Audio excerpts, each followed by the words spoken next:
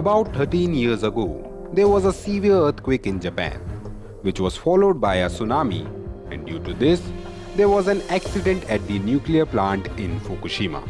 This incident is still fresh in the minds of the people of Japan, and on January 1st, it once again reminded people of that incident.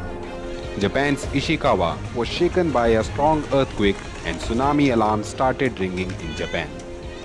However, these alarm warnings are not at all unusual in Japan. Over the years, the Japanese have learned to live with the geographical dilemma their country faces. Japan does not measure earthquakes on the basis of intensity. It sees how many times its land has shaken. The scale goes from 1 to 7. And this time, the earthquake shook Ishikawa 7 times. Japan's engineering success began over a century ago in 1923, when Tokyo was struck by a devastating earthquake. During this catastrophe, known as the Great Kanto earthquake, a large part of the city was leveled. Modern buildings built in European style had collapsed. However, after this, Japan's earthquake-resistant building code was created. Since then, the use of steel and concrete has become mandatory for all new buildings. Beams of wooden buildings were required to be made thicker. Every time the country faces a major earthquake, the damage is assessed and these rules are changed.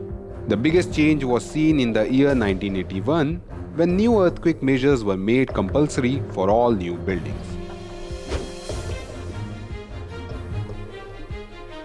The success of these measures was seen after the terrible earthquake of magnitude 9 in 2011. This was the same kind of earthquake that the Japanese capital had felt in 1923.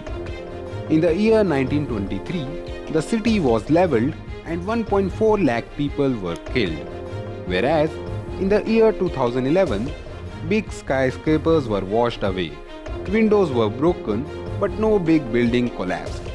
It was only the tsunami that killed thousands of people, whereas no people died due to the earthquake on land.